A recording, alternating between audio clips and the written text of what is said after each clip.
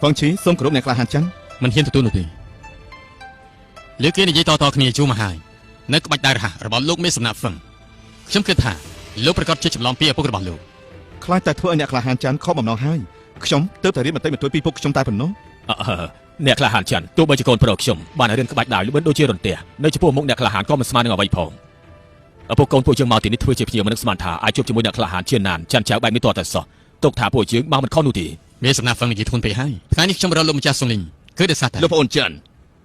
លោកមិនមែនដោយសារតែកូនស្រីរបស់ខ្ញុំធ្វើការឆេវឆាវហើយមកសួរចម្លើយដល់ផ្ទះទីដឹងលបងសុងលីងដឹងរឿងនេះដែរមែនទេគេនិយាយប្រាប់ខ្ញុំអស់ហើយហ្វឹងឈីជួយទៅហៅជាអិនឲ្យខ្ញុំផងបាទលបងសុងលីងយកច្រឡំហើយច័ន្ទចាំមកទីនេះគឺមានរឿងចង់ពឹងពាក់នោះទេអូ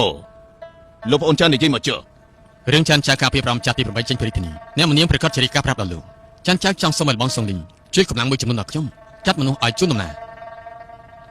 ថាម៉េចលោកឲ្យខ្ញុំទៅជួបនឹងច័ន្ទចៅនៅក្នុងដំណើរឯងតែលោកអាចប្រាប់គាត់ថារកខ្ញុំមិនឃើញដែរទេមិនបានទេបែបនោះគឺអាចធ្វើឲ្យគេយល់ថាខ្ញុំអន់ខ្លាំងណាស់សូម្បីតែមនុស្សក៏រកមិនឃើញអញ្ចឹងលោកប្រាប់ពួកខ្ញុំថាខ្ញុំឈឺតែក៏មិនបានដែរនៅចំពោះមុខពុកនាងខ្ញុំគឺជាមនុស្សត្រឹមត្រូវម្នាក់បើសិនជាគាត់ដឹងថាខ្ញុំនិយាយកុហកនោះថ្ងៃក្រោយបើខ្ញុំធ្វើពុតជាទៀងត្រង់ក៏លែងមានប្រសិទ្ធភាពទៀតហើយអញ្ចឹងធ្វើយ៉ាងម៉េចដែរហងឈីជួយរំជើបាយឲ្យខ្ញុំផងតើណានាងពិតជាឲ្យខ្ញុំជួយបញ្ចេញកំណត់មែនទេអបយ៉ាងប្រកាសជាមែនហើយ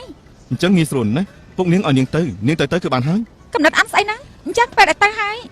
យ៉ាងច្រើនគោរពចាន់ចាមួយតែប៉ុណ្ណោះនៅចំពោះមុខឪពុកខ្ញុំនិងឪពុករបស់នាងគេគឺជាអ្នកក្លាហានជាងណាស់តែអាចធ្វើអ្វីនាងទៅ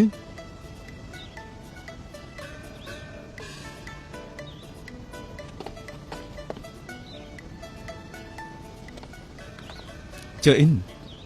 នេះគឺជាមធ្យោបាយល្អបំផុតហើយធ្វើខុសត្រូវតែទទួលកំហុសយ៉ាងណានាងមិនអាចគេចខ្លួនពីរឿងនេះអស់មួយជីវិតបាននោះទេល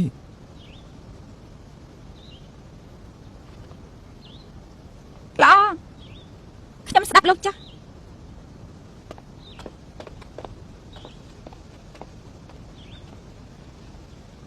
ដាក់តែលោកមិនត្រឡប់ទៅវិញទេ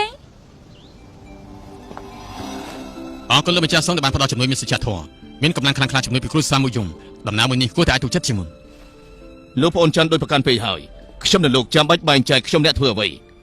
ម្យ៉ាងទៀតគេឈ្មោះសច្ចធម៌របស់អ្នកអង្គម្ចាស់ទី8នៅក្នុងពិភពគុណចំនួនខ្ញុំតើមាននរណាមិនស្គាល់ទៅគ្រួសារខ្ញុំឲ្យតែមានសច្ចធម៌គឺមនុស្សរៀននោះទេអ្នកក្លាហានច័ន្ទបើមិនប្រកាន់ទីសំណាក់លោកពេញហ្វុងអ៊ីនពួកយើងស្ម័គ្រចិត្តជួយជាកម្លាំងបន្តិចបន្តួចទេចុះយ៉ាងម៉េចលោកក៏ចូលព្រមលោកដែរហើយចាលោកបងអាចជ្រុងសច្ចបានបងប្រុសមិននឹងអាចឈរមើលបានទៅល្អពិតជាសមជាបងប្អូនធัวរបស់មួយយងសុងលីងយើងមែនលោកប្អូនច័ន្ទលោកបែបនេះយល់ព្រមដែរទេលោកមានបាសនាលោកពេញក៏ព្រមជួយដែរច័ន្ទចៅពិតជារីករាយខ្ញុំសូមអរគុណដល់អ្នកទាំងពីរអ្នកក្លាហានច័ន្ទគួរសមពេកហើយអញ្ចឹងសម្ដេចបែបនេះចុះលោកប្អូនច័ន្ទត្រូវការមនុស្សប្រមាណអ្នកនិយាយមកចុះមិនចាំបាច់ច្រើនពេកនោះទេមានមនុស្សច្រើនទងជាតិច្រើនមានតែការតាក់ទាញឲ្យគេឃើញតែប៉ុណ្ណោះសមហេតុផលអញ្ចឹងចាំខ្ញុំនឹងហ្វឹងវិនពិភាក្សាគ្នាហើយចាំសម្រេចចិត្តអរគុណលោកបងសុងលីង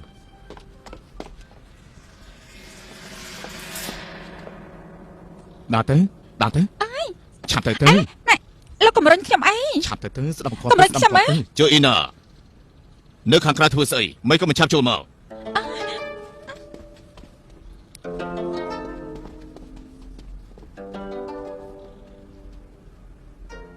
បងពវិន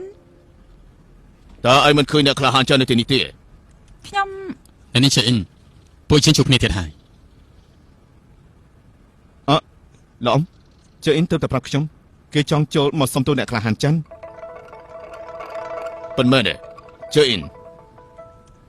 បានហើយអ្នកទាំងអស់គ្នាមិនបាច់បង្ខំខ្ញុំទេអ្នកក្លាហានច័ន្ទគឺខ្ញុំនៅក្មេងមិនដឹងអីអ្នកក្លាហានច័ន្ទមានចិត្តទូលាយអធិស្ឋានឲ្យខ្ញុំម្ដងតែណាកុំប្រកាន់ជាមួយខ្ញុំអី